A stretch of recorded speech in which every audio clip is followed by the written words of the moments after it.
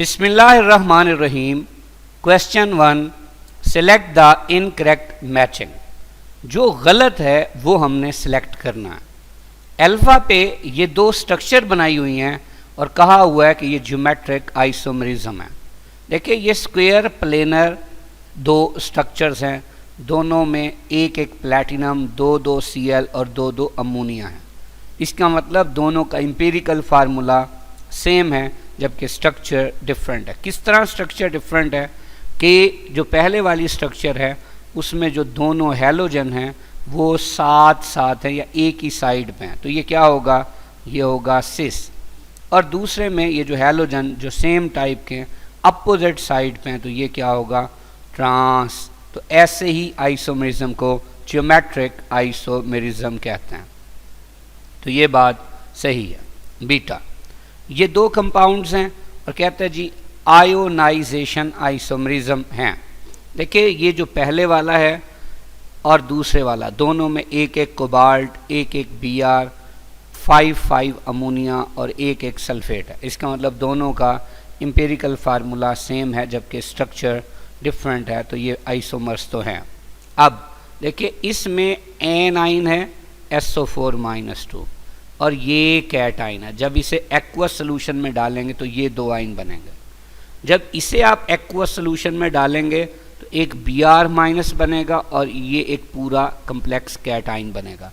तो अब आप देखें दोनों की एक्वस सोल्यूशन में जो आयोनाइजेशन है वो मुख्तलिफ अंदाज से होगी, इसीलिए ये कौन से आइसोमरिज्म शो कर रहे हैं, आयोनाइजेशन आइसोमरिज्म। तो ये भी सही है। चार्ली, ये दो कंपाउंड है, कहता है लिंकेज आइसोमरिज्म है। देखिए पहले वाले में एक CO है, दूसरे में एक CO है, NO2 है, NO2 है, 5 अमोनिया है, 5 अमोनिया है। इसका मतलब दोनों का एम्पिरिकल फार्मूला सेम है। तो अब NO2 में जो NO2 मेटल से जुड़ता है वो N के ज़रिए जुड़ता है, इसे नाइट्रो बोलते हैं। लेकिन ONO जब करते हैं तो इसमें कोबाल्ट यानी मेटल के साथ ऑक्सीजन जुड़ता है, ना कि नाइट्रोजन, तो इसे नाइट्रीटो कहते हैं। तो दोनों में सिर्फ और सिर्फ जो लीगेंड है उसके लिंकेज एटम्स का फ़र्क है, इसीलिए ये कौन सा आइसोमरिज्म शो कर रहे हैं, लिंकेज आइसोमरिज्म। तो ये भी सही है। डेल्टा में देखें दोनों कंपाउंड्स में एक एक क्रोमियम, 3 क्लोरीन है, इसी तरह 6 वाटर हैं। एम्पिरिकल फार्मूला दोनों का सेम है, स्ट्रक्चर डिफरेंट है। लेकिन कैसे डिफरेंट है, देखिए ये जो कोऑर्डिनेशन सफ़ेयर है जिसको स्क्वायर ब्रैकेट से रिप्रेजेंट करते हैं, उसमें वाटर एज अ लीगेंड की जो तादाद है उसमें फ़र्क है। पहले वाले में 4 वाटर लीगेंड है जबकि दूसरे वाले में 5 वाटर लीगेंड है। तो हम ऐसे आइसोमरिज्म को हाइड्रेट आइसोमरिज्म कहते हैं, ना कि कोऑर्डिनेशन आइसोमरिज्म। तो फिर ये क्या हुआ, गलत। तो फिर आंसर हमारा डेल्टा हुआ। जबकि ये कोऑर्डिनेशन आइसोमरिज्म क्या होता है, कोऑर्डिनेशन आइसोमरिज्म एक ऐसा आइसोमरिज्म होता है जिसमें गौर से देखिए कि मिसाल के तौर पे आपके पास ये दो कंपाउंड्स हैं, एक ये कंपाउंड है, इसके अंदर देखें दो कोऑर्डिनेशन सफ़ेयर हैं। इसमें कोबाल्ट के साथ अमोनिया है लीगैंड, जबकि क्रोमियम के साथ सियानो ग्रुप लीगैंड के तौर पे। अब जब इसके आइसोमरिज्म हुए तो सिर्फ क्या हुआ है, हुआ ये है कि ये जो मेटल थी ना ये एक्सचेंज हो गई है। जहाँ कोबाल्ट थी जिस सफ़ेयर में वहाँ क्रोमियम आ गई है, जहाँ क्रोमियम थी वहाँ कोबाल्ट आ गई। यानी जो कोऑर्डिनेशन सफ़ेयर थे वो चेंज हो गया। पहले सफ़ेयर था कोबाल्ट और अमोनिया का, अब है कोबाल्ट और सियानो का। पहले था क्रोमियम और सियानो का और अब है क्रोमियम और अमोनिया का। तो इस तरह के आइसोमरिज्म को कोऑर्डिनेशन आइसोमरिज्म कहते हैं। ये कुछ और एग्जाम्पल्स भी दी हुई हैं। So the answer is delta. Question 2, coordination number and oxidation number of chromium in K3Cr C2O4-2 are respectively. देखिए सबसे पहले तो ये C2O4 देखें ये क्या होता है। C2O4 एक्चुअली आया है ऑक्सैलिक एसिड से। कब, with the loss of 2 hydrogen आइन, तो ये ऑक्सलेटो कहलाता है। या ऑक्सलेट आइन है। अब इसके अंदर देखिए दो नेगेटिव चार्ज हैं बेसिकली, तो अब हम इसकी ऑक्सीडेशन स्टेट के हवाले से डिस्कशन करते हैं। देखें K3 है, Cr और C2O4 थीराइस है। अब ये सिंपल कैटाइन है और ये कम्प्लेक्स एनाइन है। एक पोटाशियम होता है +1, 3 है तो +3। अगर कैटाइन +3 है तो एनाइन क्या होगा, -3 होगा। अभी हमने कहा कि एक जो ऑक्सलेट है वो -2 है। अब चूंकि ये 3 है तो ये हुआ -6। अब -6 में कितना ऐड करें कि -3 है तो +3, तो यहाँ क्रोमियम की ऑक्सीडेशन स्टेट +3 है। अब क्वेश्चन ये था कि कोऑर्डिनेशन नंबर भी बताना है। तो कोऑर्डिनेशन नंबर क्या होता है, किसी भी कॉम्प्लेक्स के अंदर या कोऑर्डिनेशन स्फीयर के अंदर जो सेंट्रल मेटल एटम या आइन है, जितने इलेक्ट्रॉन पेयर एक्सेप्ट कर रहा होता है वो उसका कोऑर्डिनेशन नंबर होता है। तो अब आप देखिए एक जो ऑक्सलेट है वो 2 इलेक्ट्रॉन पेयर देता है। तो चूंकि ऑक्सलेट 3 है तो क्रोमियम आइन 3 ऑक्सलेट से 6 इलेक्ट्रॉन पेयर एक्सेप्ट कर रहा है, लिहाजा इसका कोऑर्डिनेशन नंबर कितना होगा, 6 होगा। तो अब चूंकि कोऑर्डिनेशन नंबर का जिक्र पहले था तो वो पहले होना चाहिए और वो सिर्फ एक ही ऑप्शन में है 6, जबकि क्रोमियम का चार्ज क्या है +3, जिसे हम ऑक्सीडेशन नंबर या प्राइमरी वैलेंसी भी कहते हैं, और ये जो कोऑर्डिनेशन नंबर होता है इसे सेकेंडरी वैलेंसी भी कहते हैं। So the answer is Charlie. Question 3. The number of d electrons in chromium H2O whole 6 + 3 is. देखिए अगर हमने इलेक्ट्रॉन निकालने हैं इसके लिए तो सबसे पहली बात हम जानते हैं 3D सीरीज में जो क्रोमियम है उसका ऑक्सीडेशन नंबर 24 है। अगर 24 है तो 24 की हालत में क्या होगा, पहले आर्गॉन कोर होगा, फिर 4s1 और 3d क्या होता है 5 होता है। तो ये 18 इलेक्ट्रॉन हो गए, ये 19 और ये 5 24। अब इसमें देखें एक जो वाटर है उस पर चार्ज है 0, 6 भी होंगे तब भी 0 होगा। तो अब क्रोमियम पे कितना हो गया, बाहर +3 हो तो +3 ही है। अब क्वेश्चन था नंबर ऑफ डी इलेक्ट्रॉन।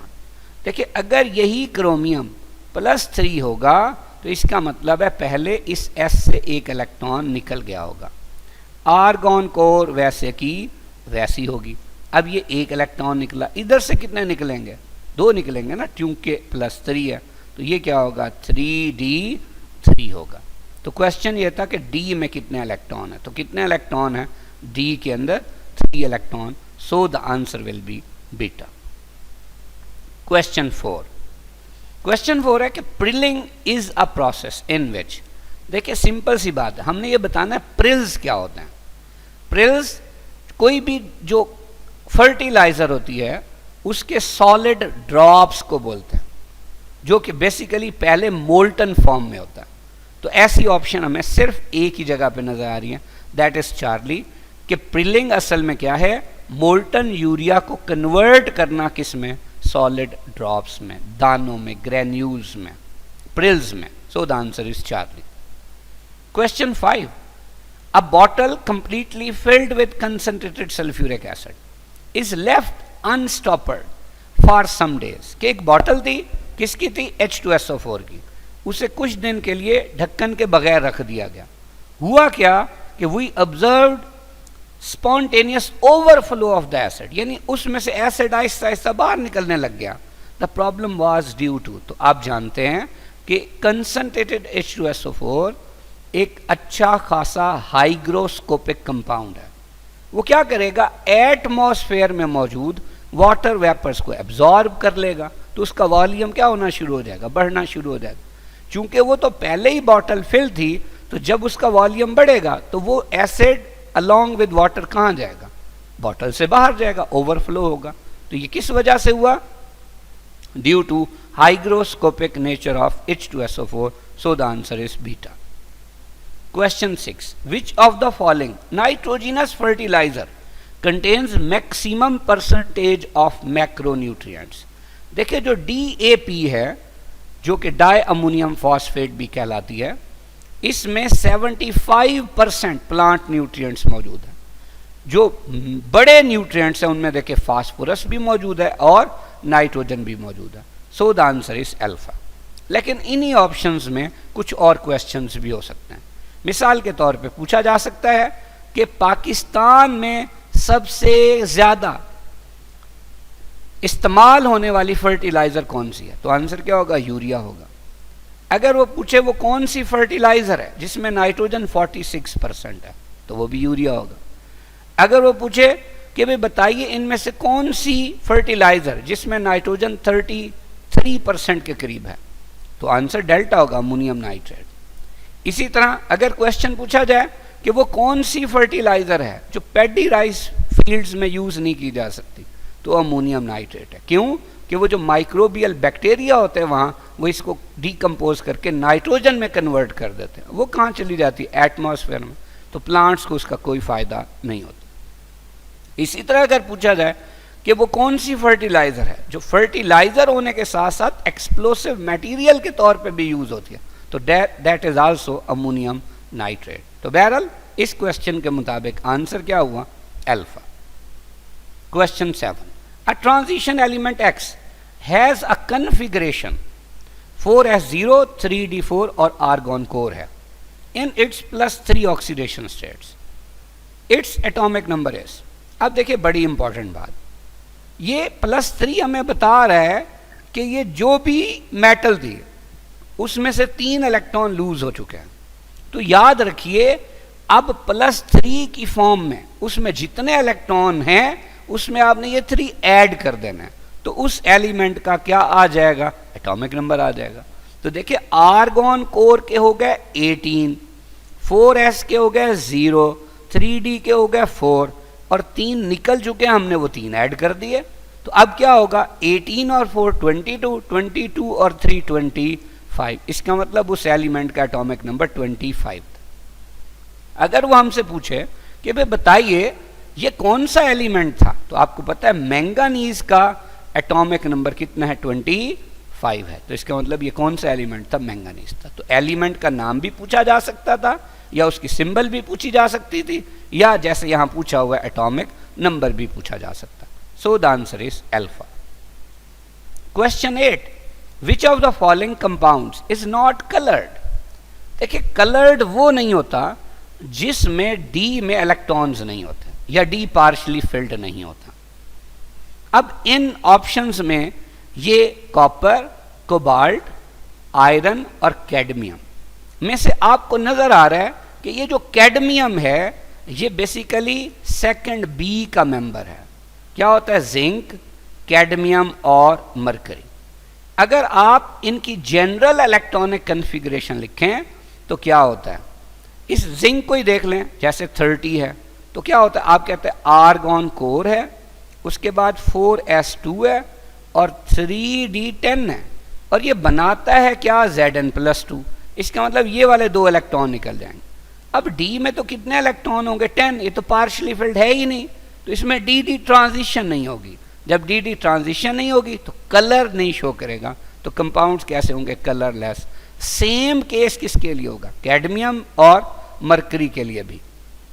बस वहां यहां नेक्स्ट नोबल गैस होगी, 4s की बजाय 5s होगा और 3d की बजाय 4d होगा, तो हम उन्हें 4d सीरीज कहते हैं। मरकरी को क्या कहेंगे, 5d सीरीज, और जिंक किस सीरीज में आता है, 3d सीरीज में। So the answer is Charlie. Question 9, atomic number of vanadium, chromium, manganese and iron are 23, 24, 25 and 26 respectively.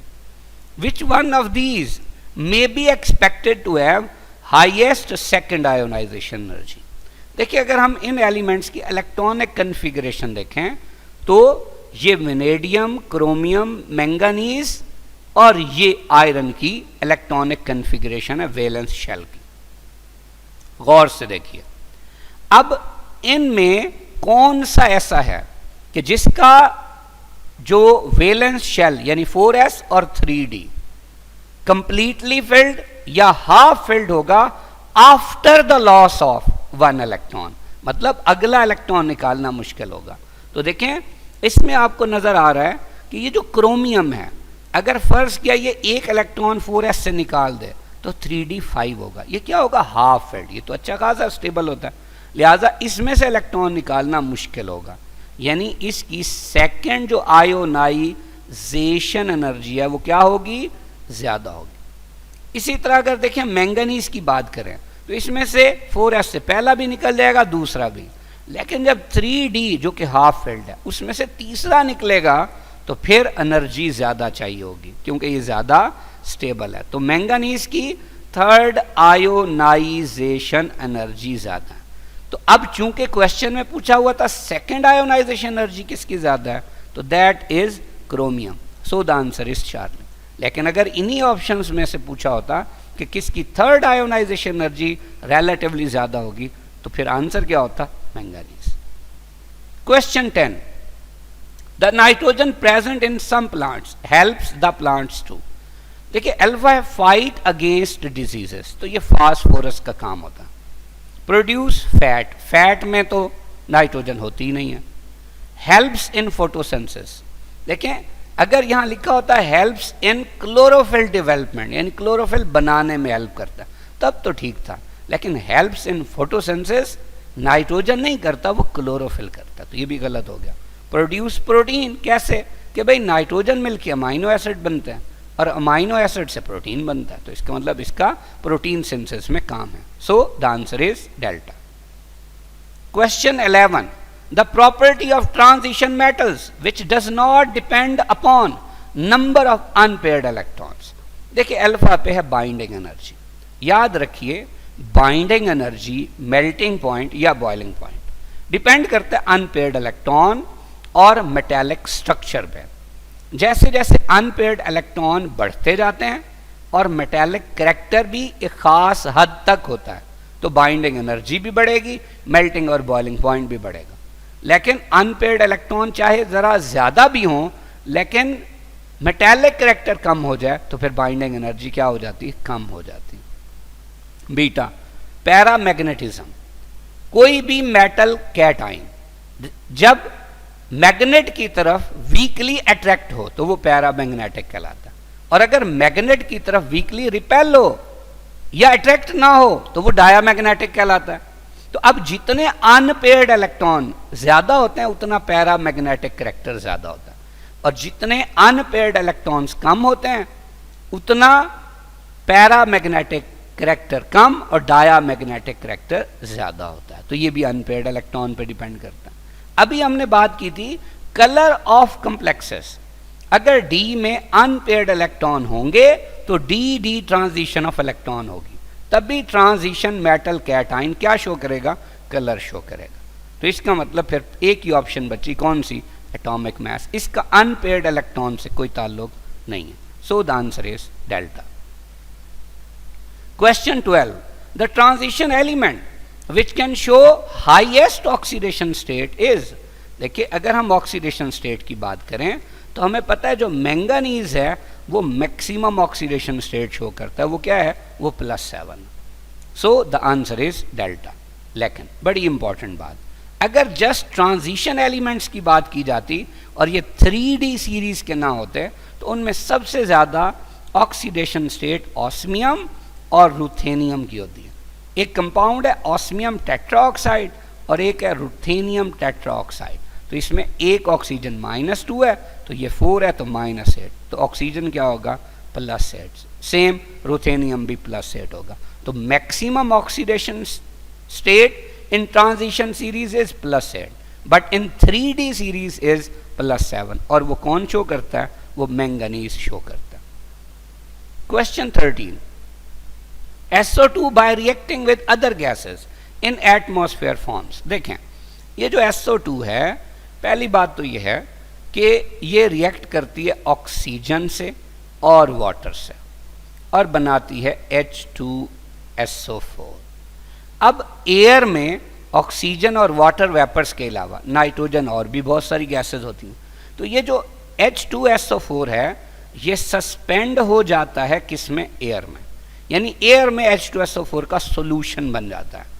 तो अब H2SO4 चूंकि हाइड्रोजन का सल्फेट है, इसलिए यहां से वर्ड उठा लिया हमने सल्फेट। एयर में सॉल्यूशन है, एयर को बोलते एरो, और सॉल्यूशन है उससे लफ्ज उठाया सोल, तो इसे बोलते सल्फेट एरोसोल। यानी हाइड्रोजन सल्फेट मतलब सल्फ्यूरिक एसिड का, एरो यानी एयर में, सोल यानी सॉल्यूशन है, तो इसे कहते हैं सल्फेट एरोसोल। तो आंसर बीटा। और अगर पूछा जाता कि वो कौन सा कंपाउंड है इनमें से जो ओल्डर पीपल में रेस्पिरेटरी ट्रबल्स कॉज करता है, तो तब भी आंसर क्या होता? Sulphate aerosol. So the answer is beta. Question 14.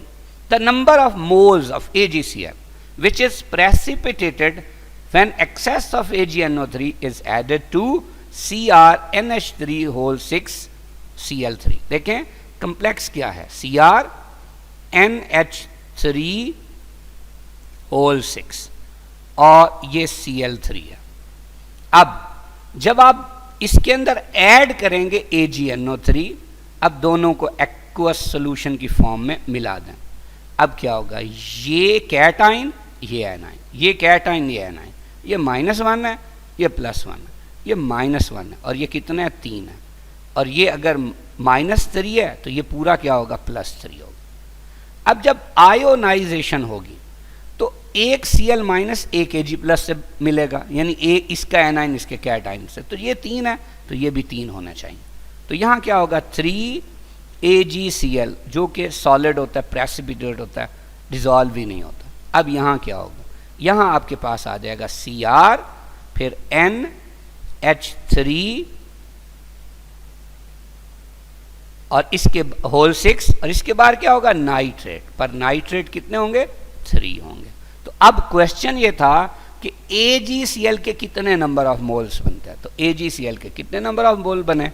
3। So the answer is alpha. Question 15. Which of the following coordination complexes is most stable? याद रखिए ट्रांजिशन कम्प्लेक्सेस में से सबसे पहली बात, जिसकी ऑक्टाहेड्रल ज्योमेट्री है वो मोर स्टेबल होता है बाकियों की निस्बत। दूसरी बात, अब ऑक्टाहेड्रल अगर एक से ज्यादा किस्म के हो, एक से ज्यादा किस्म का मतलब ऐसा भी हो सकता है जो कि जस्ट एक सादा सा कंप्लेक्स कंपाउंड हो, और दूसरा एक ऐसा कंप्लेक्स कंपाउंड हो जो कि क्या बना रहा हो? चिलेट। तो जो चिलेट होता है वो एक आम कंप्लेक्स से, या हम उसे कह सकते हैं कॉमन कंप्लेक्स से क्या होगा? ज्यादा स्टेबल होगा। अब देखिए एल्फा में निकल का कोऑर्डिनेशन नंबर 6 है तो ऑक्टाहेड्रल ज्योमेट्री होगी। बीटा में निकल का कोऑर्डिनेशन नंबर 6 ऑक्टाहेड्रल होगी। अब चार्ली में क्या है? 2 Cl जुड़े हों, ये लीनियर ज्योमेट्री जैसे हम बोलते हैं। डेल्टा में देखें यहां ऑक्सलेट 3 है, एक 2 लोन फेयर देता है तो 3 6 देंगे, तो इसका भी कोऑर्डिनेशन नंबर 6 है। लेकिन ऑक्सलेट चूंकि बाइडेंटेट लिगेंड है तो ये इसके साथ क्या बनाएगा? रिंग बनाएगा। अब रिंग बनाने की वजह से क्या होगा? ये चिलेट बन जाएगा, और चिलेट जो होता है वो आम कम्प्लेक्स से ज्यादा स्टेबल होता है। So the answer will be delta. अगर हमसे कभी पूछा जाए कि most common geometry of transition complexes is, तो वो कौन सी है? ऑक्टाहेड्रल। वो इसीलिए है कि ये सबसे ज्यादा स्टेबल है। और ऑक्टाहेड्रल कम्प्लेक्सेस में कौन से कम्प्लेक्सेस मोस्ट कॉमन है जो किसकी शक्ल में होंगे? चिलेट की शक्ल में। Question 16. Which of the following is iso electronic with argon? देखिए आर्गॉन का एटॉमिक नंबर कितना है? 18 है। अब सेकेंडियम का था 21, +3 का मतलब 3 निकल गया, बाकी कितने रह गए? 18, तो ये उसका आइसो इलेक्ट्रॉनिक। टाइटेनियम +3, भाई इसका था 22, 3 निकल गया, तो बाकी कितने रहे? 19 रहे, तो ये नहीं है। लेकिन अगर ये Ti+4 होता तो तब ये आइसो इलेक्ट्रॉनिक था। वेनेडियम +3, देखिए +3 का मतलब 3 निकल है, बाकी कितने रहे? 20, तो ये भी नहीं है आइसो इलेक्ट्रॉनिक। अलबत्ता अगर ये V+5 होता यानी 5 इलेक्ट्रॉन निकालता तो फिर ये क्या था? ये आइसो इलेक्ट्रॉनिक था। इसी तरह क्रोमियम है 24 एटॉमिक नंबर, अगर ये +6 होता तब ये आइसो इलेक्ट्रॉनिक था। अब क्या है? अब तो इसमें 21 इलेक्ट्रॉन है, अब ये आइसो इलेक्ट्रॉनिक नहीं है। So the answer will be alpha. Question 17, which of the following pair of ions have same electronic configuration. अब अगर इलेक्ट्रॉनिक कन्फिग्रेशन की बात करें तो एक पे चार्ज कम और एक पे ज्यादा हो और एडजेसेंट हो तो उनकी इलेक्ट्रॉनिक कन्फिग्रेशन सेम होगी। देखिए अब अल्फा में दोनों का चार्ज सेम है, चार्ली में दोनों का सेम है, डेल्टा में दोनों का सेम है। याद रखे दोनों की इलेक्ट्रॉनिक कन्फिग्रेशन सेम हो ही नहीं सकती। अब इस ट्रांजिशन सीरीज में जब आप देखते हैं तो आयरन और मैंगनीज ये साथ साथ हैं। एटॉमिक नंबर यहां से शुरू होता है 21, 22, 23, 24, ये 25, 26, 27, 28, ये 29 और 30।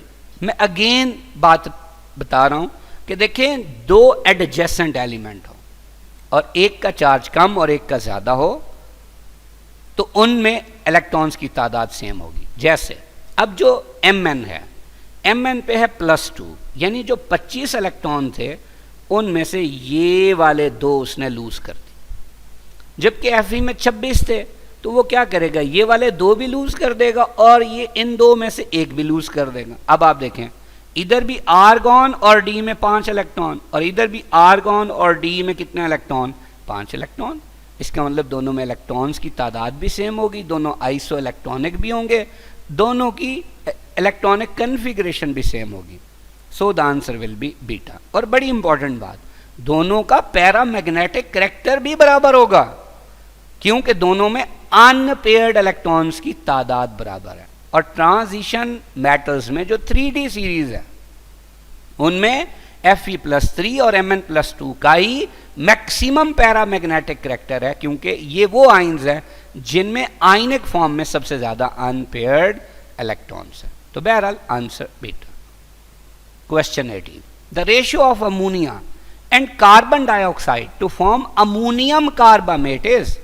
देखें अगर हम अमोनिया की बात करते हैं, इसका रिएक्शन जब कराते हैं कार्बन डाइऑक्साइड से तो बनता है अमोनियम कार्बामेट। तो ये स्ट्रक्चर है अमोनियम कार्बामेट की।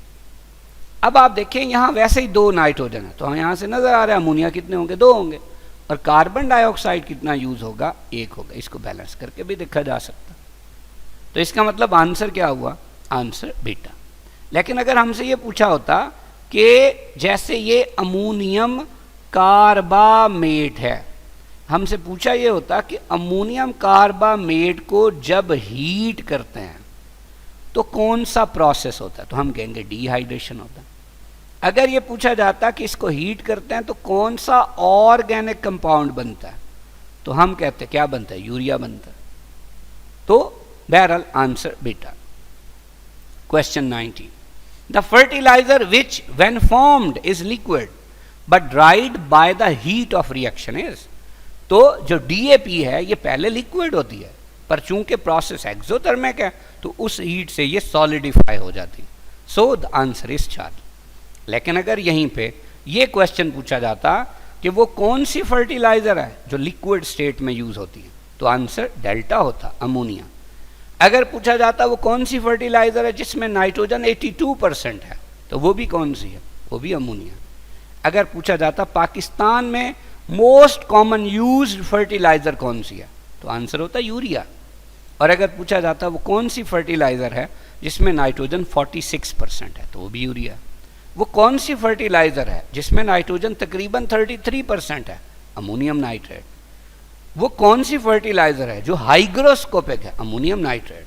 वो कौन सी फर्टिलाइजर है जो कि पैडी राइस फील्ड्स में यूज नहीं होती, अमोनियम नाइट्रेट। वो कौन सी फर्टिलाइजर है जो एक्सप्लोसिव भी है, अमोनियम नाइट्रेट। वो कौन सी फर्टिलाइजर है जिसे नाइट्रोजिनस बैक्टीरिया जो है या नाइट्रोजन फिक्सिंग बैक्टीरिया जो है वो क्या कर देते हैं, मॉलिक्यूलर नाइट्रोजन में कन्वर्ट कर देते हैं, तो that is ammonium nitrate. Question 20, which pair of process and catalyst is not correctly matched. देखिए कंटैक्ट प्रोसेस में SO2 से जब SO3 बनता है तो कैटलिस्ट या प्लैटिनम यूज होता है या वेनेडियम पेंटॉक्साइड, तो ये ठीक है। हैबर्स प्रोसेस में जब नाइट्रोजन और हाइड्रोजन से के कम्बिनेशन से अमोनिया बनता है तो iron as a catalyst use होता है, ये भी सही है। लेड चैम्बर प्रोसेस में क्या होता है, SO2 और O2 से SO3 बनता है और कैटलिस्ट NO होता है, ये भी सही है। ऑस्ट वर्ल्ड प्रोसेस में अमोनिया और ऑक्सीजन के रिएक्शन से NO और वाटर बनता है, वहाँ कैटलिस्ट क्या होता है, प्लैटिनम होता है, ना कि निकल होता है, और ये प्रोसेस यूज किया जाता है फॉर मैन्युफैक्चरिंग नाइट्रिक एसिड। तो ये डेल्टा गलत हो गया, so the answer is delta. Question 21, the oxidation number of cobalt in, अब देखिए ये कंपाउंड क्या, K3CO2 देखिए ये दो पार्ट है, एक सिंपल कैटाइन है और एक कम्प्लेक्स एनाइन। K होता है +1, 3 है तो +3, तो ये पूरा क्या होगा -3। एक NO2 होता है -1, अगर ये 6 है तो -6। अब कोबाल्ट पे कितना चार्ज हो के इसमें ऐड करें तो -3 है तो +3। क्वेश्चन क्या था, ऑक्सीडेशन नंबर ही पूछा हुआ था कोबाल्ट का, तो कौन सा +3, सो the answer is beta. Question 22, the drawing tower in contact process is packed with, तो ड्राइंग टावर में क्या डाला जाता है, कोक डाला जाता है, क्योंकि मॉइस्चर वगैरह को क्या कर लेगा, absorb, so the answer is alpha. जबकि ये जो फेरिक हाइड्रोक्साइड है ये आर्सेनिक प्यूरिफायर वाला जो चैम्बर होता है उसमें यूज किया जाता है आर्सेनिक ऑक्साइड को एब्जॉर्ब करने के लिए, सो the answer is alpha. Question 23, ammonium carbamate on dehydration gives, अभी हमने डिस्कस किया था कि अगर हमारे पास अमोनियम कार्बामेट हो तो इसको जब हम हीट करेंगे तो पहली बात यह है कि प्रोसेस कौन सा होगा, हम कहेंगे डिहाइड्रेशन। दूसरी बात, कौन सा ऑर्गेनिक कंपाउंड बनता है जी, यूरिया बनता है, so the answer will B Charlie. अगर इन्हीं ऑप्शंस में हमसे ये पूछा जाता कि वो कौन सी फर्टिलाइजर है जो कि लिक्विड स्टेट में यूज होती है, तो अमोनिया वैसे तो गैस होती है, बट जब इसे फर्टिलाइजर के तौर पे यूज करते हैं तो लिक्विड में कन्वर्ट करके यूज करते हैं और इसे सॉइल में 6 इंचेस डीप दफनाया जाता है जैसे, या दबाया जाता है, और तब ये यूज होती है as a fertiliser. Question 24, in the complex, ये कम्प्लेक्स है, the hybridisation, oxidation state and number of unpaired electrons are. बहुत इंपॉर्टेंट बात, देखें आम तौर पे जब साइनाइड, हाइड्रोक्साइड, वाटर, अमोनिया जैसे लीगैंड्स हों और 4 हों तो हाइब्रिडाइजेशन DsP2 होती है, लेकिन कॉमन सेंस की बात है, हमने सबसे पहले चार्ज निकालना है सेंट्रल मेटल एटम या आयन का। तो देखें CuCN4 है और ऊपर चार्ज क्या है, -3। देखिए एक CN होता है -1, 4 है तो -4।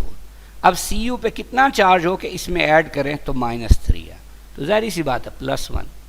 अब कॉपर के बारे में हम जानते हैं कि इसका तो एटॉमिक नंबर 29 है, लिहाजा इसकी इलेक्ट्रॉनिक कन्फिग्रेशन क्या होगी, आर्गॉन कोर होगा।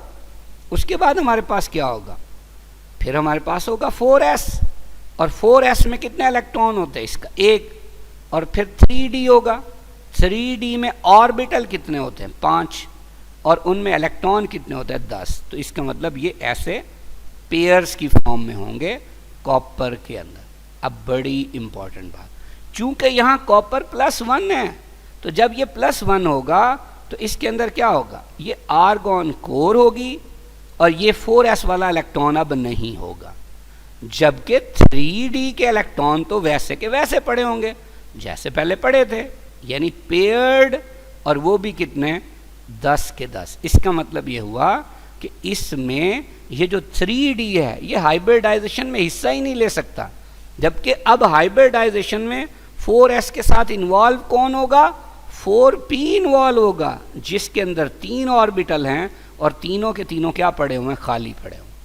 तो अब जो सायानाइड है ये मोनोडेंटेट लीगेंड है, तो एक सायानाइड अपना पेयर इस खाली ऑर्बिटल में देगा, एक सायानाइड इसमें देगा, एक साइनाइड इसमें देगा और एक साइनाइड इस ऑर्बिटल में। तो अब आप देखें एक S इन्वॉल्व हो रहा है और 3 P इन्वॉल्व हो रहे हैं, तो ये कौन सी हाइब्रिडाइजेशन होगी?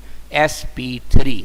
अब देखिए ये भी नहीं हो सकता, ये भी नहीं हो सकता, जबकि कॉपर पे चार्ज हमने क्या निकाला है? +1, तो इसमें +2 है, तो फिर ये भी नहीं हो सकता। So the answer is beta.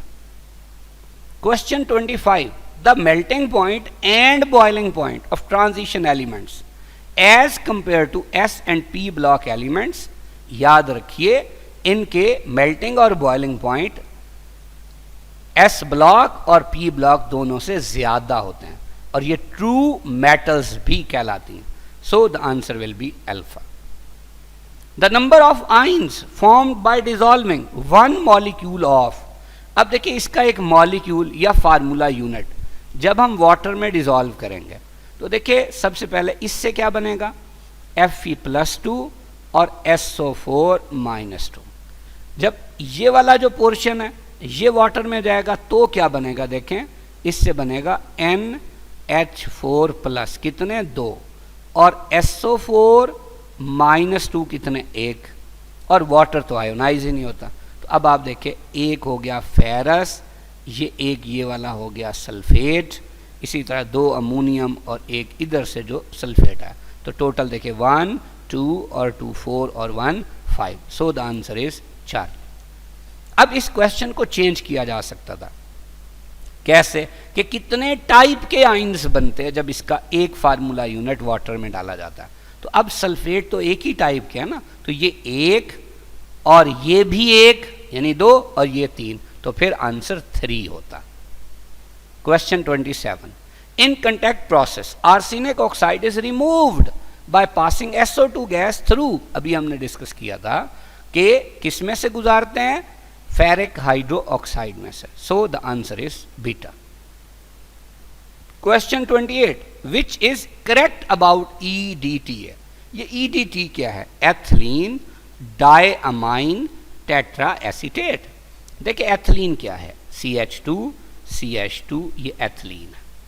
Diamine क्या है? इधर भी NH2 होता है, इधर भी NH2 होता है, डायअमाइन है। अब वो कहता है जी टेट्रा एसीटेट है, इसका मतलब एक एसीटेट यहाँ पे लगा होगा और एक एसीटेट यहाँ पे, कितने हो गए? 2। चूंकि टेट्रा एसीटेट था तो फिर 2 इस तरफ लगे होंगे।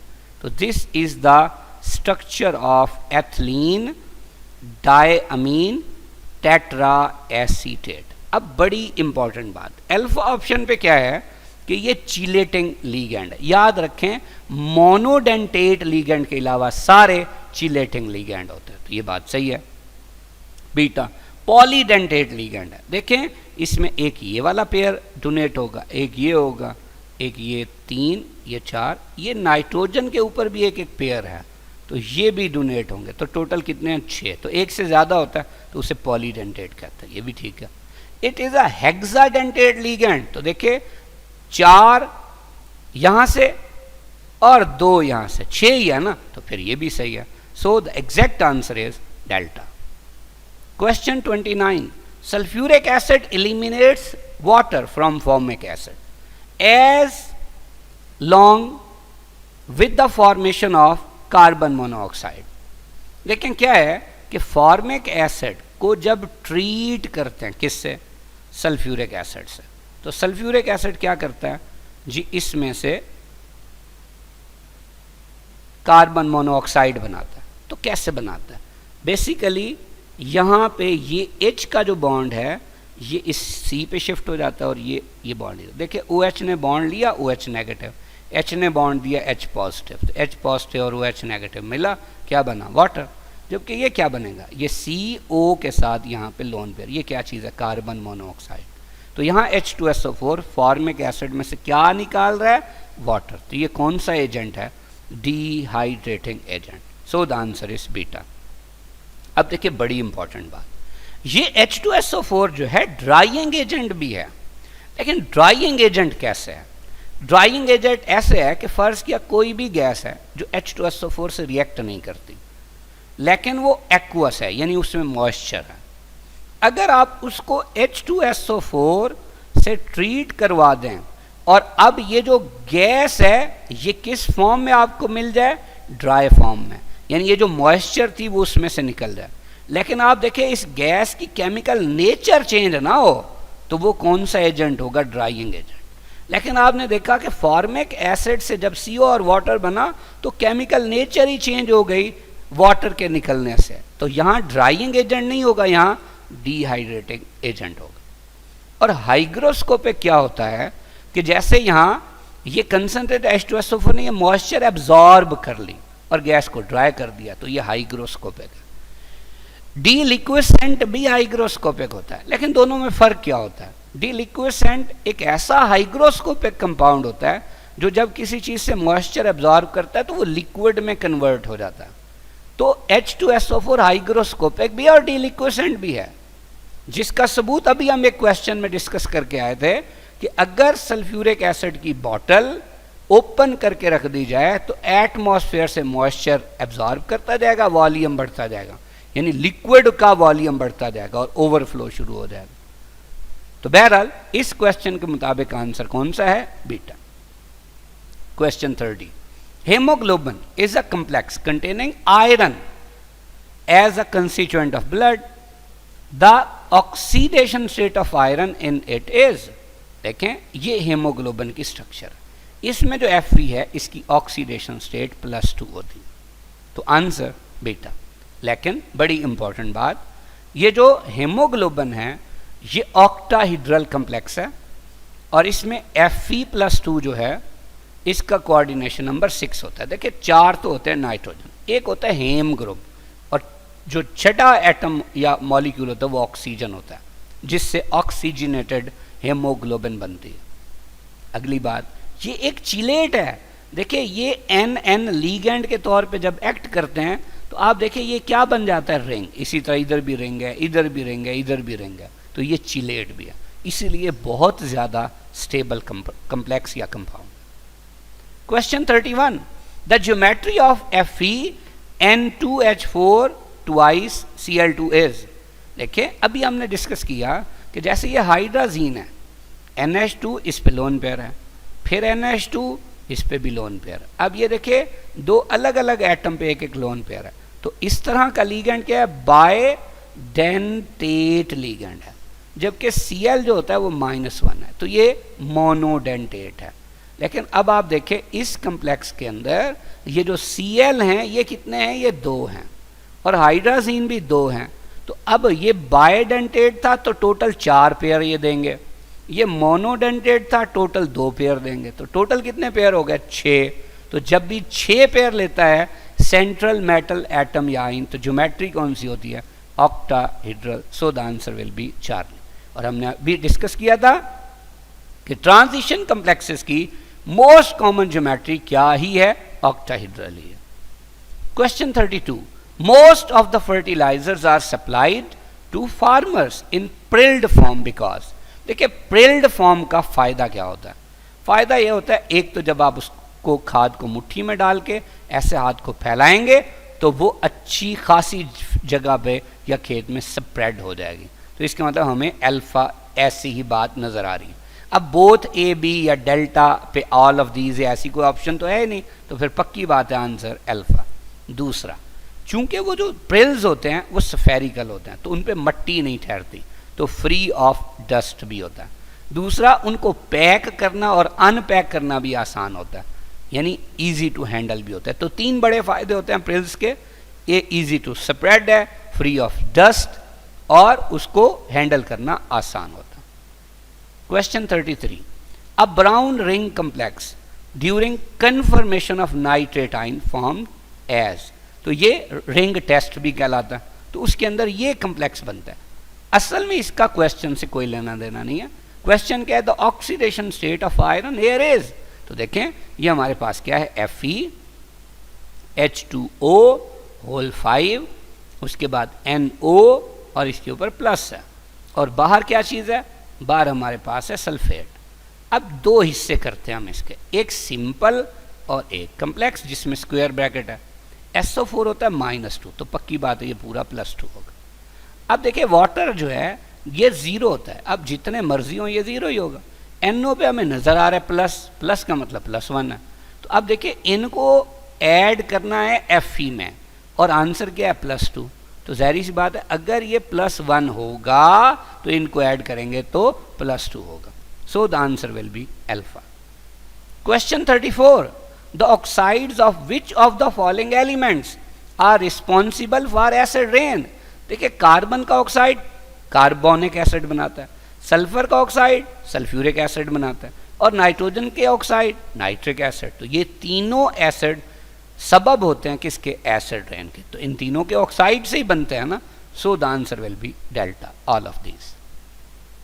Question 35, which of the following factors are responsible for the lanthanide contraction. तो एक ही बात आप कहते हैं पुअर शील्डिंग इफेक्ट।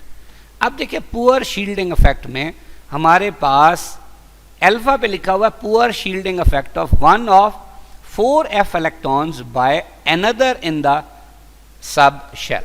देखें शील्डिंग इफेक्ट एक ही सब शेल के अंदर जो इलेक्ट्रॉन्स होते हैं उनकी रिपल्शन का नाम नहीं है, वो नेबरिंग शेल्स के इलेक्ट्रॉन्स की रिपल्शन का नाम है। तो फिर ये बात तो क्या हो गई, गलत हो गई। Beta, effective shielding of one of 4f electrons by another in the sub shell. भाई एक ही सब शेल के अंदर अभी हमने बात की थी इलेक्ट्रॉन्स की इलेक्ट्रॉन से जो रिपल्शन है उसका नाम शील्डिंग इफेक्ट नहीं है। तो ना तो वो पुअर है ना अफेक्टिव है क्योंकि वो तो शील्डिंग इफेक्ट ही नहीं।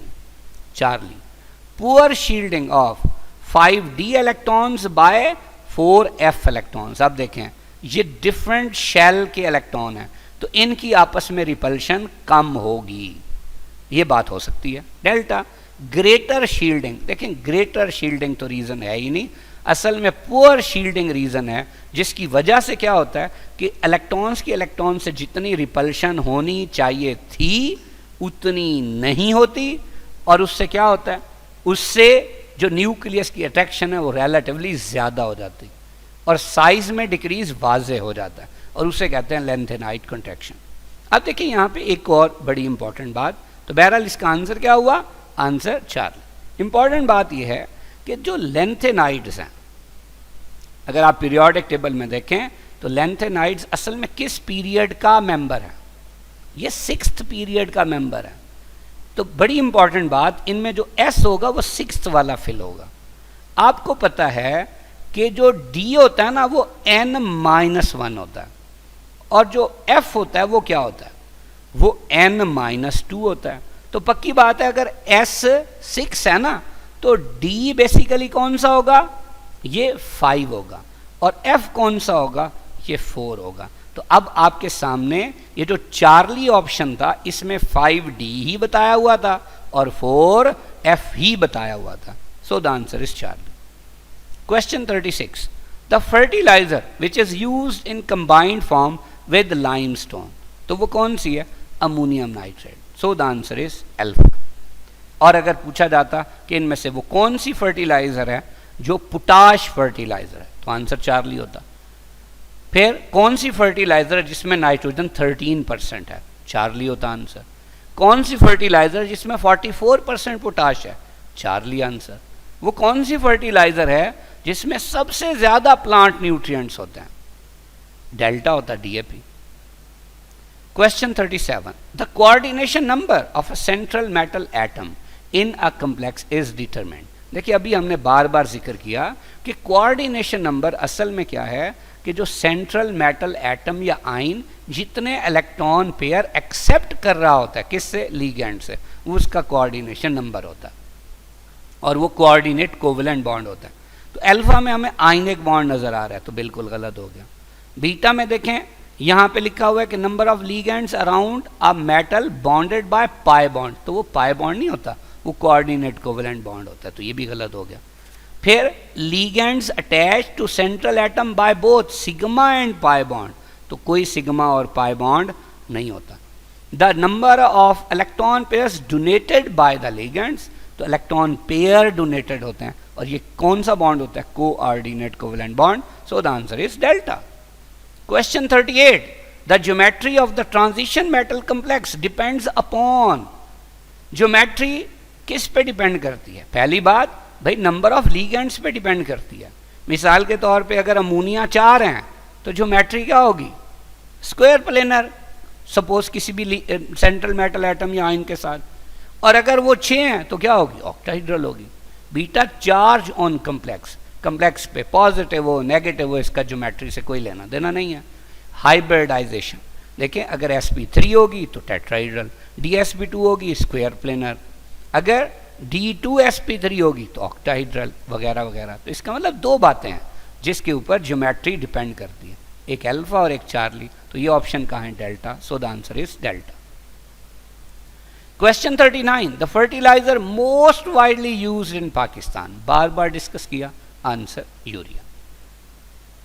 Question 40, if a complex of chromium absorbs light in the wavelength region of 650 to 700 nanometer, then it looks like to be, देखें ये कलर व्हील आपने याद रखना है, बहुत ही इंपॉर्टेंट बात। क्या कहा है उसने कि जी वो जो कम्प्लेक्स है वो 650 टू 700 नैनोमीटर। तो देखिए 650 टू 700 नैनोमीटर किस में आएगा? रेड में। यानी आप देखें वो रेड कलर जो है वो क्या कर रहा है? एब्जॉर्ब कर रहा है। तो याद रखना है जो कलर एब्जॉर्ब होगा ना उसके सामने वाला आप क्या करेंगे? ऑब्जर्व। यानी आपको वो नजर कैसा आएगा? ग्रीन नजर आएगा। और इसी तरह फर्ज किया वो आपसे कहे जी ट्रांसमिट कौन सा कलर करेगा?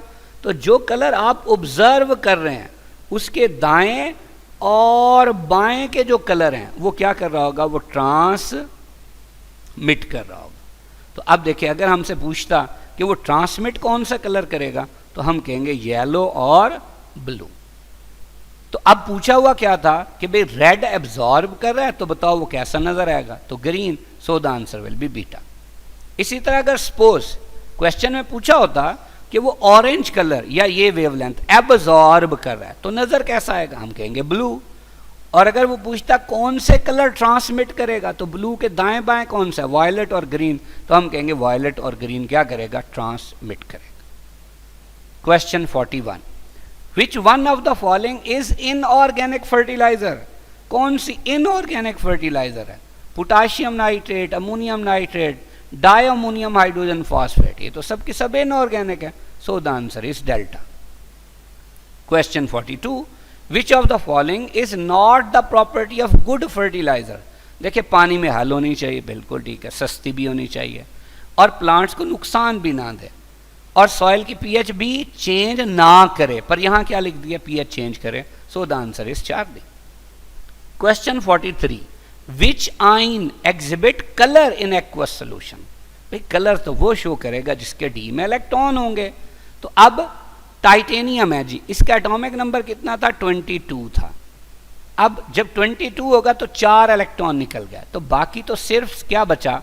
आर्गॉन कोर बची, आगे डी में इलेक्ट्रॉन ही नहीं है तो कलरलेस होगा।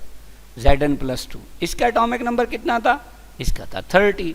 तो क्या होगा? आर्गॉन कोर होगी, +2 का मतलब है कि 2 निकल गया।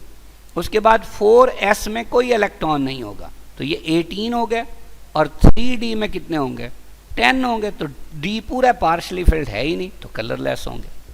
इसी तरह सेकेंडियम एटॉमिक नंबर होता है 21, तो अगर 3 निकल गए तो बाकी कितने रह गए? 18, यानी क्या? Argon core. तो डी में कोई भी इलेक्ट्रॉन नहीं, तो फिर एक ही ऑप्शन बची, कौन सी? चार्ली। इसमें डी में इलेक्ट्रॉन होंगे। सो the answer is Charlie.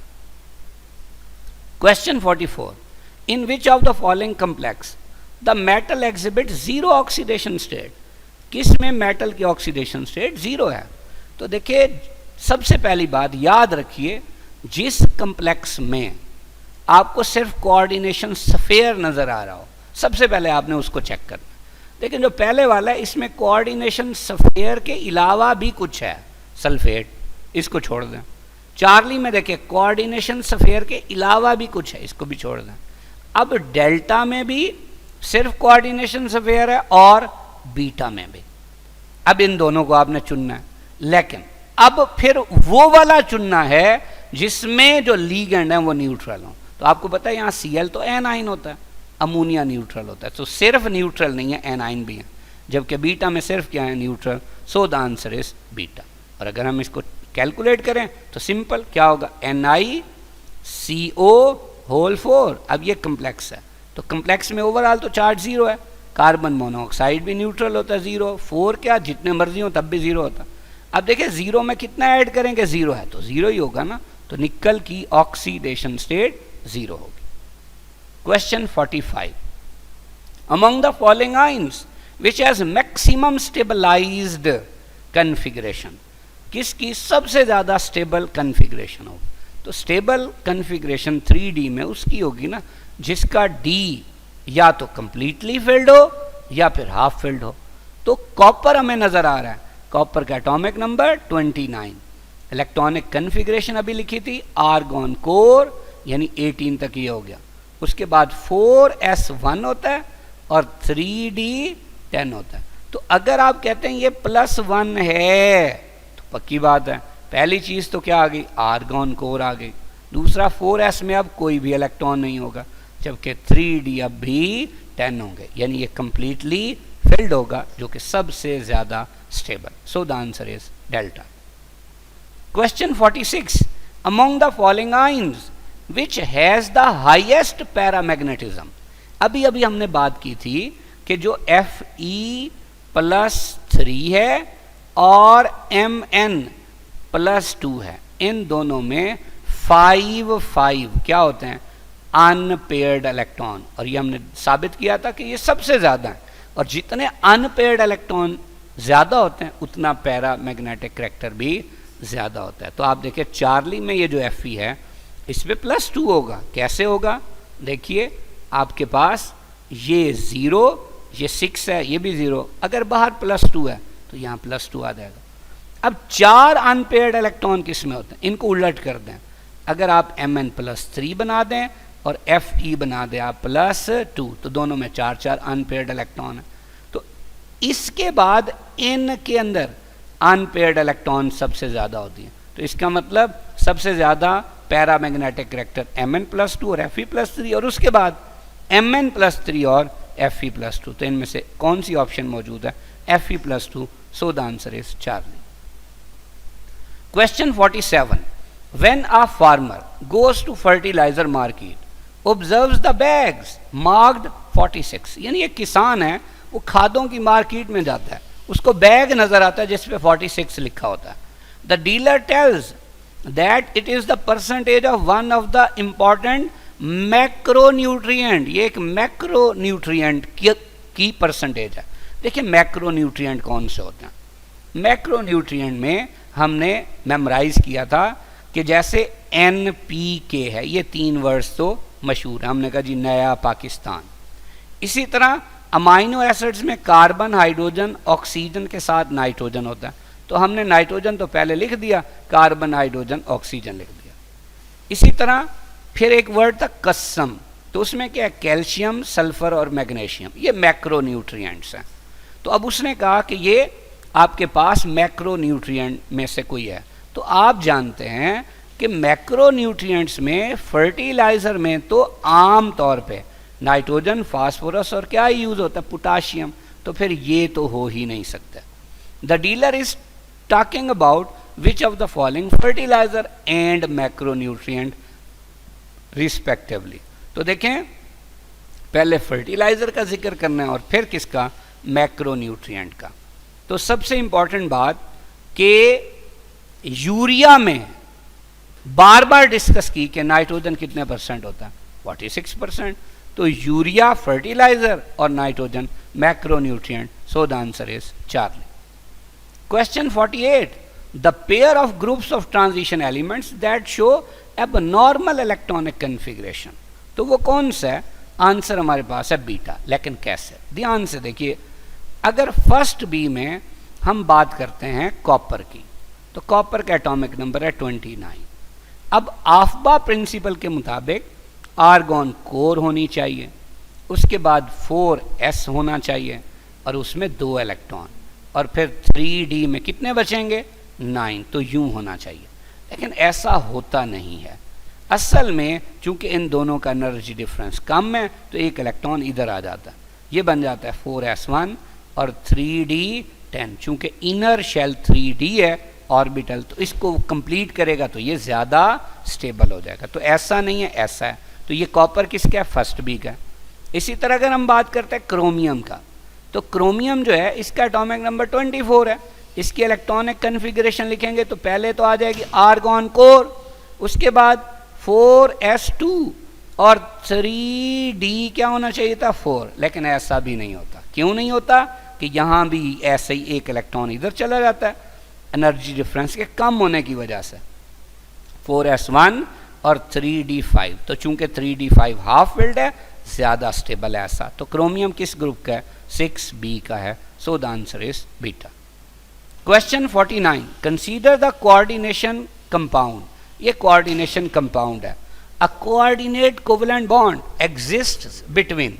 Coordinate covalent bond किसके दरमियान होगा? तो याद रखें किसी कम्प्लेक्स में जो कोऑर्डिनेट कोवेलेंट बॉन्ड होता है वो सेंट्रल मेटल एटम या आयन और लीगेंड के दरमियान ही होता है। तो ये हमारे पास क्या था? K2 और फिर CuCN4। अब इसमें दो पार्ट बना लें इसके। ये सिंपल कैट आयन हो गया, चूंकि +2 हो गया तो ये ओवरऑल होगा -2। इसमें एक Cn है -1, 4 है तो -4। अब कॉपर पे कितना चार्ज हो कि दोनों को ऐड करें तो ये -2 हो, तो ये क्या होगा? ये +2 होगा। अब देखिए बड़ी इंपॉर्टेंट बात, यहाँ पे ये है सेंट्रल मेटल एटम या आयन, ये पोटाशियम नहीं है। सेंट्रल मेटल एटम या आयन किसके अंदर होगा? कोऑर्डिनेशन स्फीयर के अंदर होगा, और उसके अंदर उसके अलावा जो भी चीज़ होगी वो क्या होगी? लीगैंड। और उनमें कौन सा बॉन्ड बन रहा होगा? Coordinate covalent bond. तो सेंट्रल मेटल एटम या आयन क्या है? Cu+2, और लीगैंड क्या है? Cn- या Cn-1। तो ये ऑप्शन हमें कहाँ नजर आ रही है? बीटा पे। सो the answer is beta. Question 50, which name formula combination is not correct.